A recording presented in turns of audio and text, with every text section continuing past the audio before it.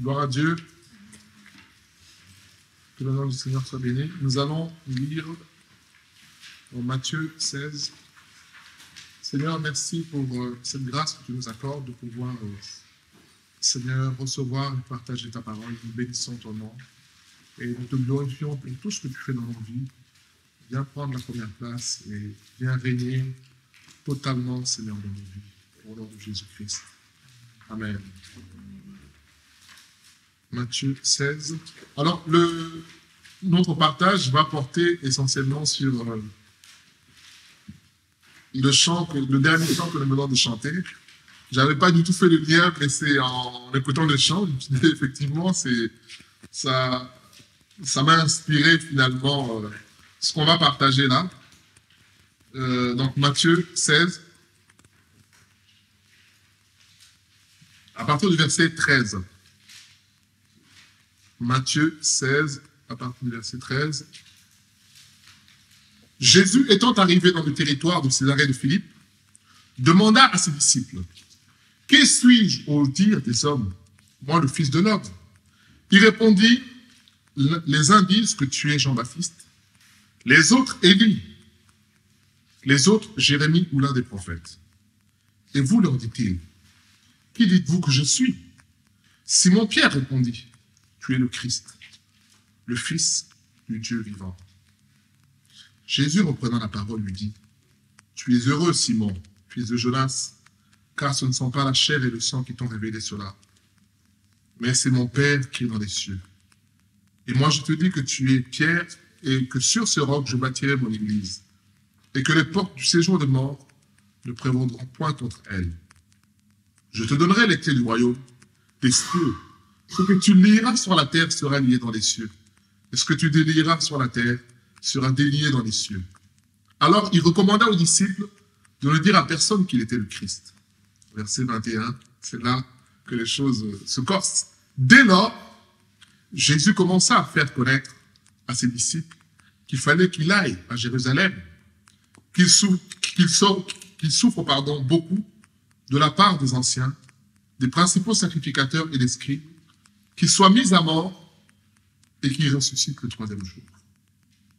Pierre, ayant pris à part, se mit à le reprendre et dit, « À Dieu ne plaise, Seigneur, cela ne t'arrivera pas. » Mais Jésus se retournant dit à Pierre, « Arrière de moi, Satan, tu mets en scandale, car tes pensées ne sont pas les pensées de Dieu, mais celles des hommes. » Voilà cet échange entre Jésus et les disciples. C'est Pierre qui est cité principalement, mais Jésus est en train d'échanger avec ses disciples. Et Jésus pose la question aux disciples, « Que disent les gens que je suis ?» Alors ils répondent que tu es l'un des prophètes, que tu es Jérémie, que tu es Élie. Et finalement, Pierre lui dit, inspiré par le Seigneur, que tu es le Christ, le Fils du Dieu vivant. Et Jésus s'appuie sur ce que Pierre vient de dire pour donner des promesses d'autorité en disant que tu es Pierre et sur ce roc je bâtirai l'église. Sur la révélation que tu donnes, je vais construire mon église. Et il donne l'autorité à Pierre en disant tout ce que tu liras sur la terre sera lié dans les cieux. Et arrive le moment où Jésus dit, mais attention, je vais mourir et ressusciter. Là, Pierre a dit non, Seigneur, ce n'est pas possible. Ce que je veux partager, c'est, j'ai intitulé comme ça, la cohérence envers Dieu. Quand on va expliquer, ça va être plus clair. C'est pour ça que j'ai dit, c'est un lien avec le chant qu'on vient de chanter, parce qu'il vit. Il y a un lien. Alors, d'un côté, Pierre dit, tu es le Christ, le Fils de Dieu. Et Jésus confirme cela, puisqu'il donne des paroles d'autorité sur la vie de Pierre. Mais en même temps, il dit qu'il va mourir. Pierre dit non, c'est pas possible. Là, tu te trompes. En quelque sorte, je paraphrase un peu, pour dire non, jusque-là, tu as fait un sans faute, mais là, tu t'es trompé. Vous voyez, bien aimé, combien nous sommes incohérents envers le Seigneur. Le lien avec le chant, c'est quoi? On dit, qu'est-ce qu'on dit dans le chant? On dit, parce qu'il vit, je n'ai rien à craindre. Et même mon avenir est entre ses mains. Donc, mon futur est assuré. Mais, bien aimé, c'est une chose de le dire, mais de le vivre. Vous voyez comment on est incohérent? Ou alors le Seigneur est mort, ah ben là on a de quoi s'inquiéter. Ou il est vivant, mais s'il est vivant, mais vivons comme si le Seigneur est vivant. Et là, l'incohérence de Pierre, bien aimé, c'est ce qui nous arrive souvent. Lisons Luc, un verset court, hein, Luc 6, 46. Luc 6, 46.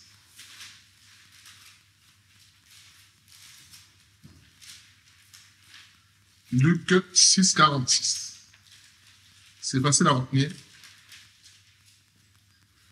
Pourquoi m'appelez-vous Seigneur, Seigneur, et ne faites-vous pas ce que je dis? Verset 47. Il explique maintenant.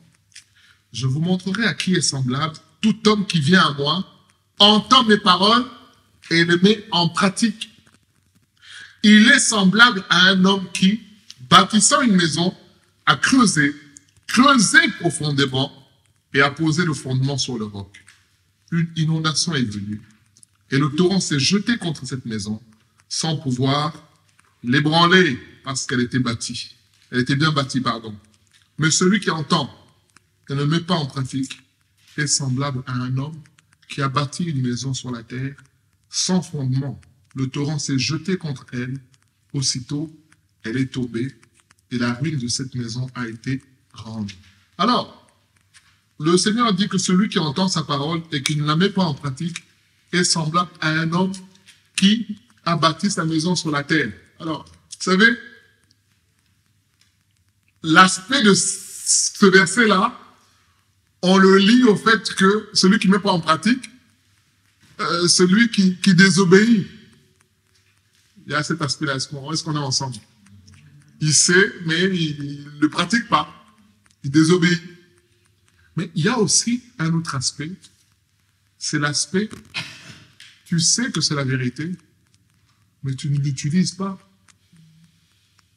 Pourquoi? À cause de tes raisonnements. Il y a celui qui désobéit parce qu'il n'a pas envie. On lui dit, il faut pas mentir, ah, j'avais pas le choix. Il fallait que je trouve une échappatoire. Il y a ce cas-là. Mais il y a le cas plus subtil, tu sais, mais tu ne le pratiques pas.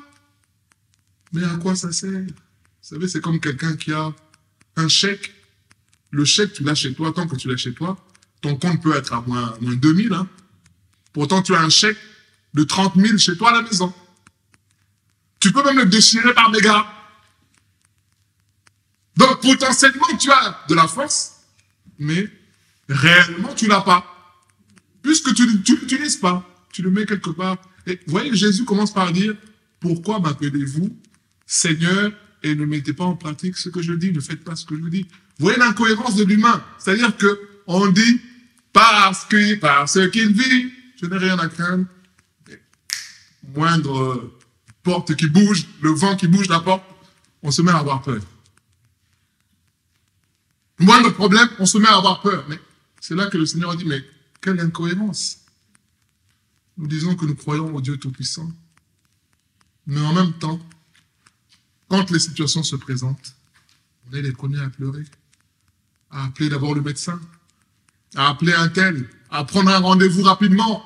Bien aimé, vous voyez, c'est l'incohérence dans laquelle nous nous trouvons, dans laquelle Pierre s'est trouvé. Il dit, tu es le Christ, le Fils de Dieu, du Dieu vivant. Mais en même temps, lorsque les choses se corsent, Pierre dit non, c'est pas possible. Non, Seigneur, on ne va pas faire comme ça. Oui, en quelque sorte. Il est en train de dire non, on ne fera pas comme ça, bien aimé. Vous voyez, c'est l'incohérence dans laquelle nous nous trouvons. On a intitulé, le thème c'est la cohérence vis-à-vis de Dieu, la cohérence envers Dieu.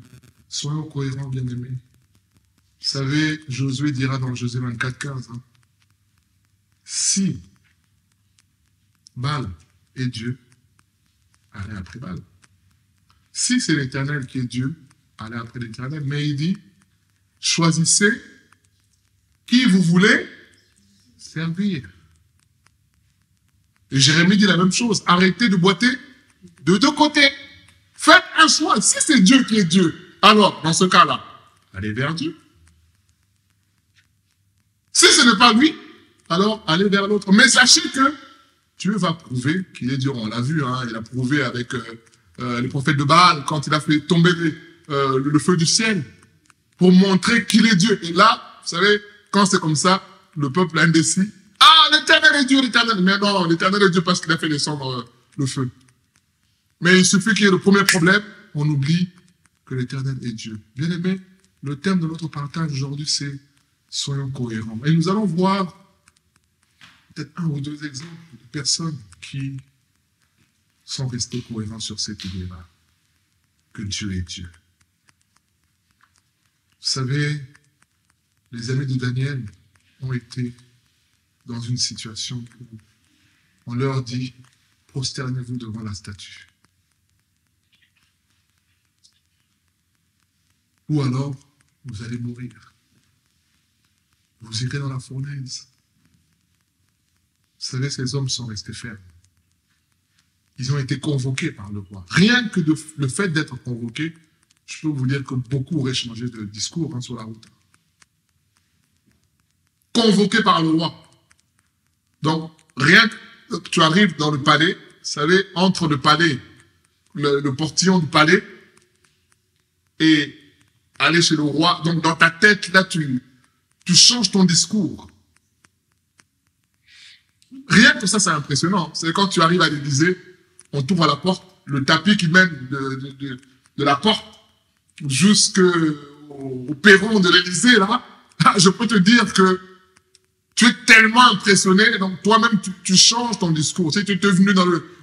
parfois, on avait des opposants, dire, ah, on va dire ça. Mais quand il arrive, il est... bon, cordial avec le président. Parce que c'est impressionnant. Et c'est fait exprès. Parce que quand tu arrives comme ça, quelqu'un vient, ah, c'est vous qui... ok. On te met dans la salle. Deuxième personne qui vient, c'est vous l'invité. Ah, il faut quelque chose. Là, toi, tu t'es venu en colère. Et un petit café, ok, on te ramène. Une troisième personne qui arrive. C'est bon, vous avez fini? Vous avez besoin de quelque chose? Le président va vous recevoir. Quatrième personne qui arrive. Donc, c'est fixe. Donc, tout ça, c'est pour te montrer qu'attention, tu n'as pas affaire à n'importe qui. Donc, avant de voir le président, tu vois 5 personnes avant. La cinquième personne qui arrive maintenant. Monsieur, c'est par ici. Je peux te dire que là où tu es là dans ta tête, tu dis, oh là, donc le type que je veux voir là, c'est fait exprès. Et vous vous rendez compte que ces hommes-là, devant le roi, ils ont dit, roi, sache que notre Dieu est le véritable Dieu. C'est ça la cohérence bien aimée. Qu'est-ce qui les attendait, ces hommes-là? C'était la mort. Ils ont dit au roi, nous savons. Le roi dit, mais qui va vous délivrer? Parce que vous allez aller dans la fournaise. Il dit, roi, nous n'avons pas discuté avec toi. Nous savons que notre Dieu est véritable. Et même s'il arrive qu'il ne nous délivre pas, nous restons attachés à lui. Bien aimé, c'est ça que j'appelle la cohérence. Ou alors tu dis que Dieu est tout-puissant, mais alors crois qu'il est tout-puissant. Ou alors tu crois que Dieu, comme on dit souvent, est omniscient. Omniscient, ça veut dire quoi? Qui connaît toutes choses. Mais bien aimé, combien de fois il vous arrive de vivre comme si Dieu avait oublié des informations? C'est vrai ou c'est pas vrai?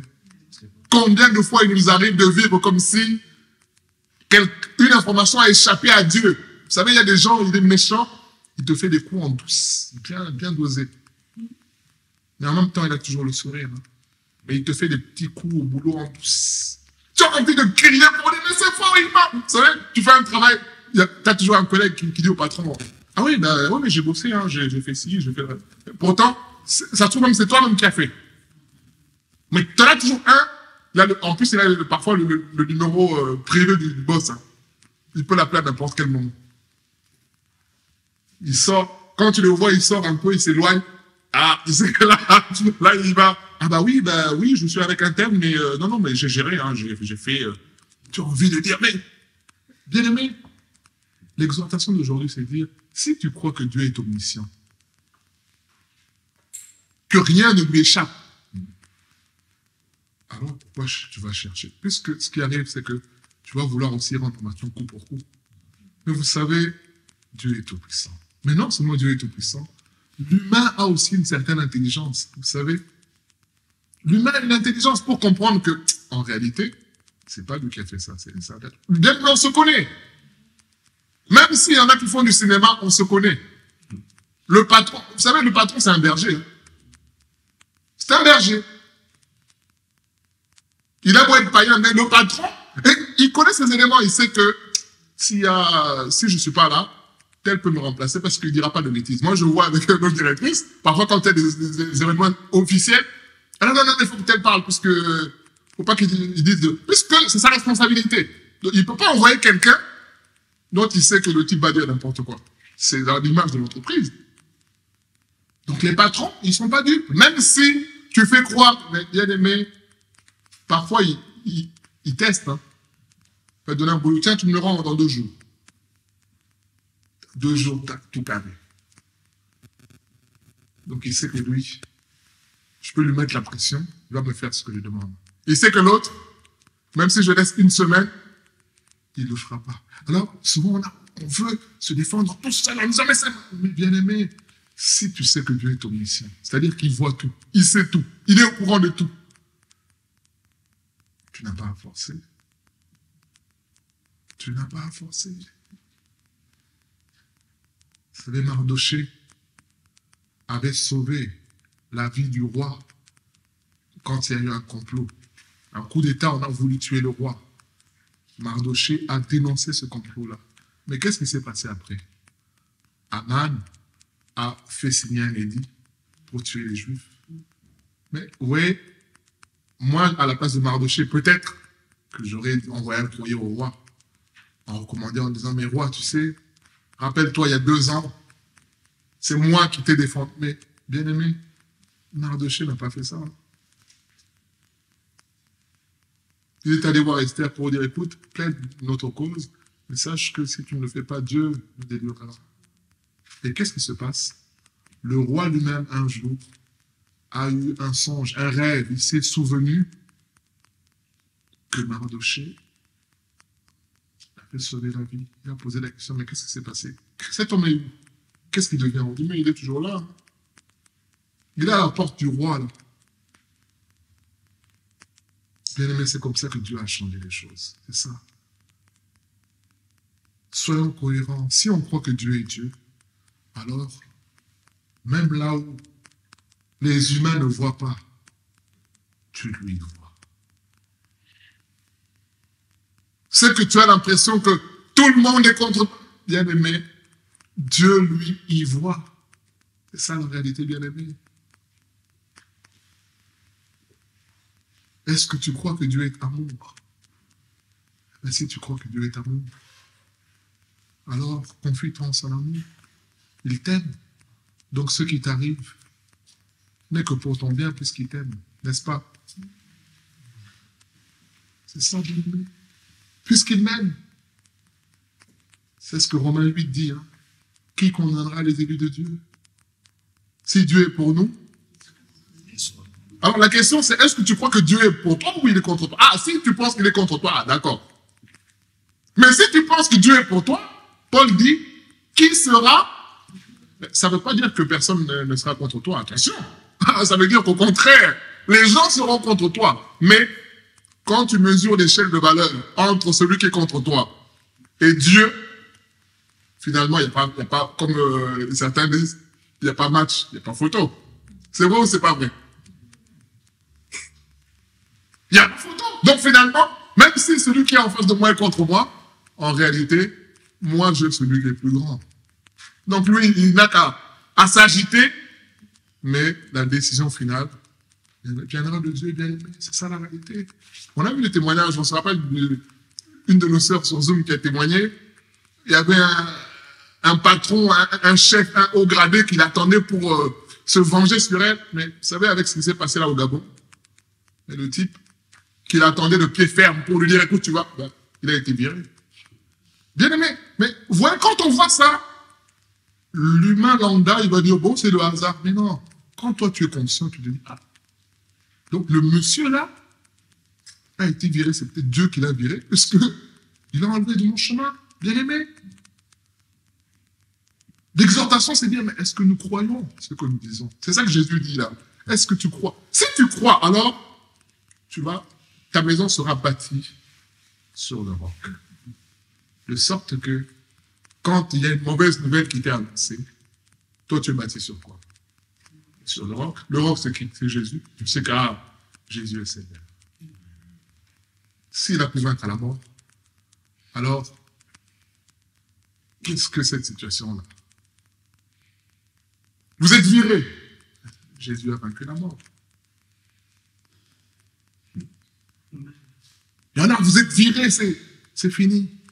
Il avait d'être chrétien. Ah. Donc chrétien, c'était Dieu ou c'était ton travail, c'était Dieu ou c'est... Oh, bien aimé. Tu es viré, donc Dieu a quelque chose de meilleur pour toi. Il a autre chose à te proposer. C'est ça, bien aimé.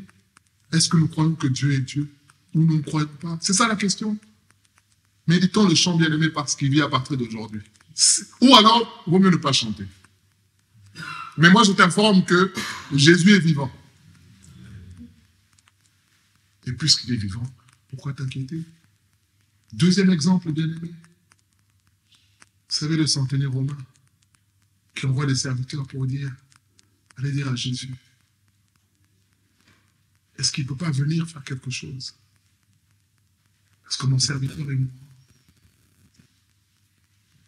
Et Jésus, qui est toujours disposé, comme on a vu sur Zoom, acte 10, 38, allant de lieu en lieu, faisant du bien, il va chez cet homme. Et l'homme court, il rattrape Jésus sur la route, il dit non, ne viens pas chez moi. Premièrement, moi je suis romain, toi tu es juif. Deuxièmement, toi tu enseignes la parole de Dieu. Donc en venant chez moi, tu vas te salir, puisque moi je suis un homme de péché. Tu n'as pas besoin de faire le déplacement. Dis juste un mot.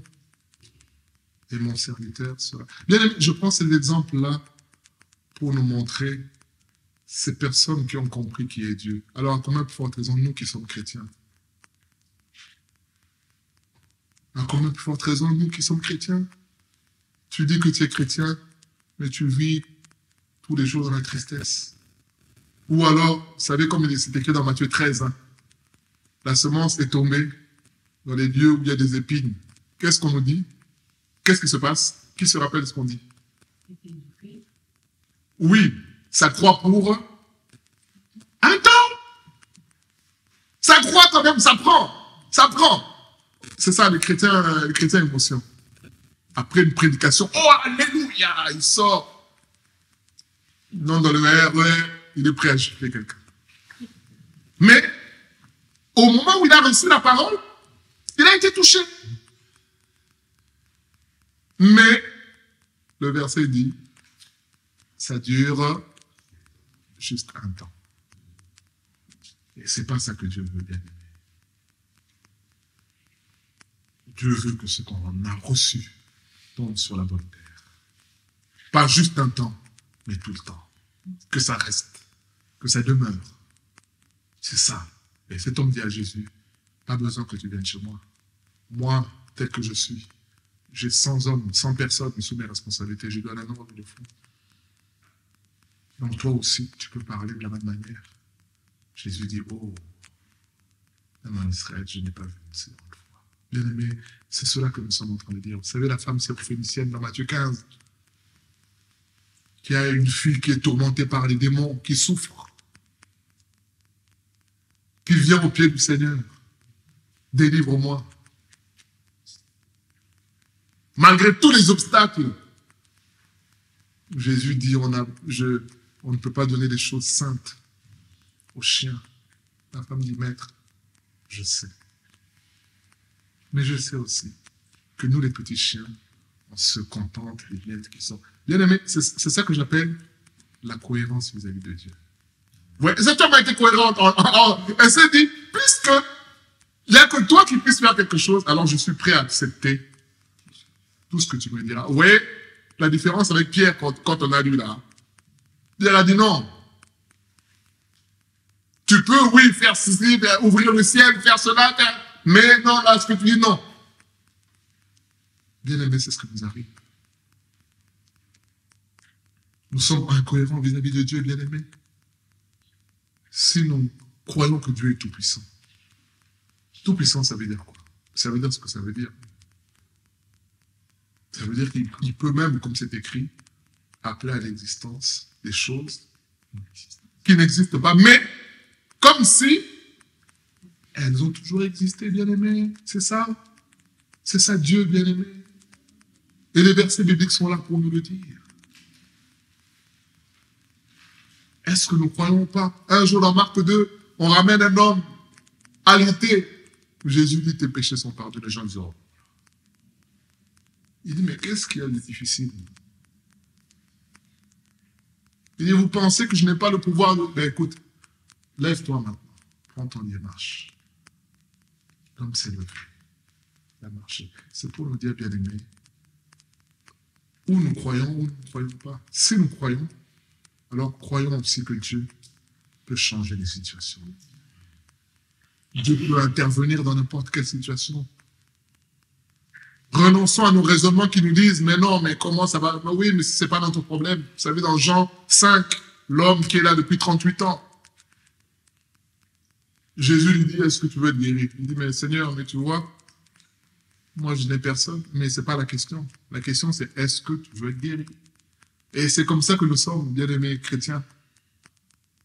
Est-ce que tu penses que je peux changer? Ah oui, mais Seigneur, vous savez, Pierre a fini par comprendre. Hein. On se rappelle, la pêche miraculeuse. Qu'est-ce qui se passe? Ils ont travaillé toute la nuit. Ils ont eu combien de poissons? 2000 ou 30 000? Zéro. Mais qu'est-ce qui se passe? Jésus arrive, il dit quoi? Avance en pleine eau, jette le filet. Qu'est-ce que Pierre répond maintenant? Oui, mais oui, nous avons travaillé toute la nuit sans rien prendre. Ça, c'est la réalité. Mais, puisque c'est toi qui le dis, alors sur ta parole, bien-aimé, vous voyez comment il a évolué. C'est ça que nous voulons dire, bien-aimé. Soyons cohérents. Si nous croyons que Dieu est Dieu, donc croyons aussi qu'il peut créer un miracle à l'instant, puisqu'il est Dieu. C'est ça, bien-aimé. Vous savez, quelqu'un qui a ce fonctionnement-là, Dieu va lui ouvrir les yeux. Vous savez, il y a tellement de miracles que Dieu fait tous les jours, on ne le voit pas. Nous, ce qu'on attend, c'est qu'on voit quelqu'un, comme Alf Bukao a fait le cinéma à l'Afrique du Sud, fausse résurrection, pour dire, mais bien-aimé, tous les jours on vit des miracles. Soyons juste attentifs. Voilà pourquoi le chant dit, compte des bienfaits de Dieu. Mets-les devant tes yeux, tu verras combien le nombre est grand. Dieu fait des miracles tous les jours. Tous les jours. Soyons juste attentifs. Nous allons voir que parfois on a prié pour quelque chose, on a même oublié. Et Dieu exauce la chose. Mais on a tellement oublié même qu'on ne sait même pas que Dieu nous a exaucés. C'est ça la réalité, bien aimé. Soyons attentifs. Un jour, j'allais à la préfecture. Je crois que c'était sur le coup du midi, parce que je n'avais pas le temps, c'était le seul moment pour faire une carte grise. Et je croise un frère chrétien qui sortait en colère, en disant, oh là là, il n'y a qu'un seul guichet, les autres sont fermés, et puis moi je suis pressé. Je dis, ah bon? Il dit, oui, bah, j'en viens là. Je dis, ok, bon, moi j'y vais. Je dis, oui, mais c'est pas la peine. Je dis, écoute, on n'a rien à perdre. On va prier. Et Dieu va faire qu'ils vont peut-être nous recevoir. Il me dit, non, mais j'en viens là, c'est pas possible. On a prié. Bien aimé, on arrive. Je ne veux pas vous dire que c'est...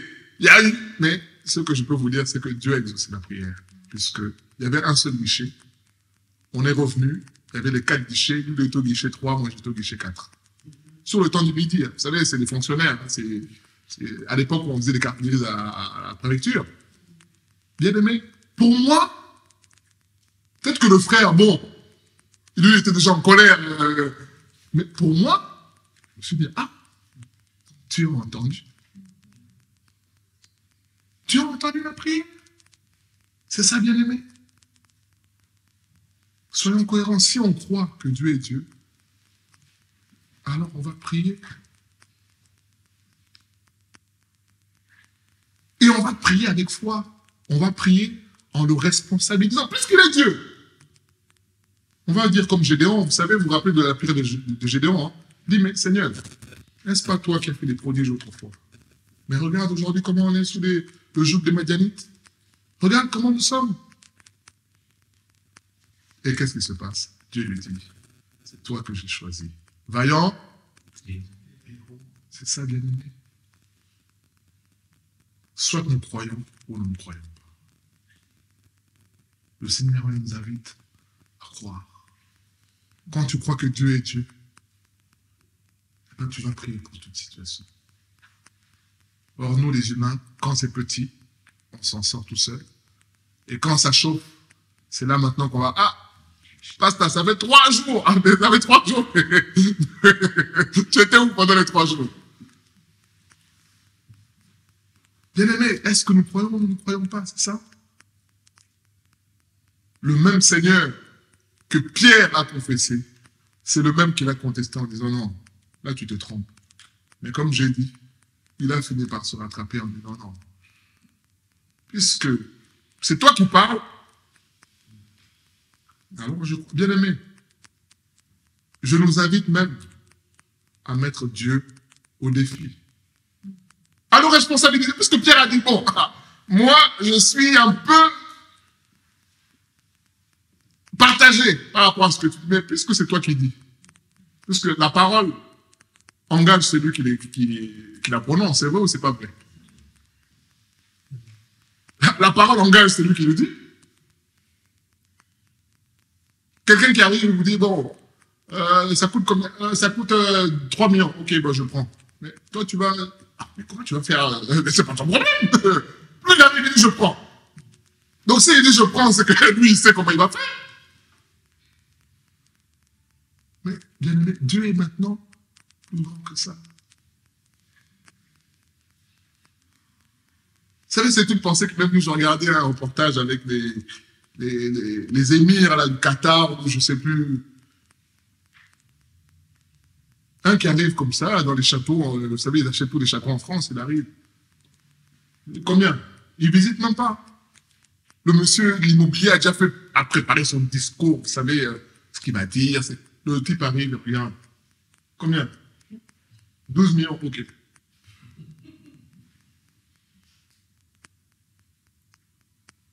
Lui, il ne se pose pas la question, est-ce que la banque, c'est pas son problème. Lui, il signe, et puis c'est tout. Le banquier s'exécute. Et quand je voyais ça, je dis, mais non, Dieu est plus grand que ça. Dieu, lui, il est plus grand. Mais quelquefois, on se comporte comme s'il était incapable. Bien-aimé, c'est ça que nous sommes en train de dire là. Bien-aimé, si nous croyons que Dieu est Dieu, alors manifestons cela aussi. Avec des exemples qu'on a pris, il y en a beaucoup dans la Bible. Mais si nous croyons que Dieu est Dieu, vous savez, Jésus, qui voit Marthe et Marie, il dit, oh là là, je suis la résurrection et la vie. Marthe et Marie, oui Seigneur, nous savons, oui Seigneur, c'est théorique. Et Jésus est allé jusqu'à ressusciter Lazare.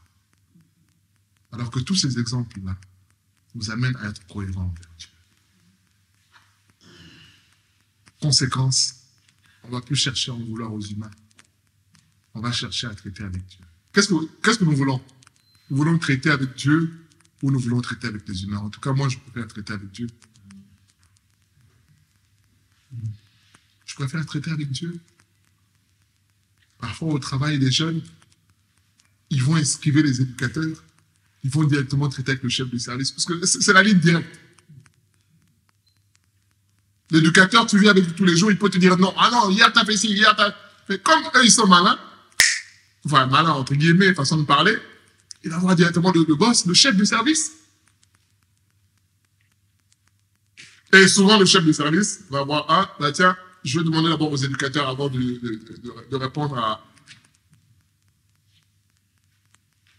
Et nous, on a affaire à Dieu, bien aimé. On se fâche après les humains. Oh, tel me bloque, tel est méchant, tel me fait souffrir, tel... Et on a affaire à Dieu directement. Et puisqu'il nous aime, puisqu'il prend soin de nous, alors il voudra le meilleur pour nous. Nous allons prier au nom de Jésus. Seigneur, nous prions pour, Seigneur, que tu nous aides, Seigneur, à réaliser qui tu es, Seigneur. Une fois pour toutes. Et à ne plus, Seigneur, faire des allers-retours dans la tristesse, dans les pleurs, Seigneur, sans cesse. Seigneur, nous croyons et nous avons vu aujourd'hui que tu es le Dieu Tout-Puissant, Seigneur. Pardonne-nous notre incohérence. Seigneur, comme il est écrit, Seigneur, dans le psaume 103, tu vois de quoi nous sommes faits, Seigneur. Quelquefois, il nous arrive d'avoir peur devant des situations, de paniquer. Seigneur, nous te demandons pardon puisque cette réaction-là, Seigneur, donne l'impression que tu n'es pas là, que tu n'es pas Dieu. Seigneur, nous prions pour que tu nous aides à te faire confiance, Seigneur. Comme nous l'avons chanté, parce que tu vis. Alors, qu'est-ce que nous allons craindre, Seigneur? Ce chant dit que, puisque tu vis, alors mes lendemains sont assurés. Aide-nous à croire en cela, Seigneur, au nom de Jésus. Que ton nom soit béni au siècle des siècles.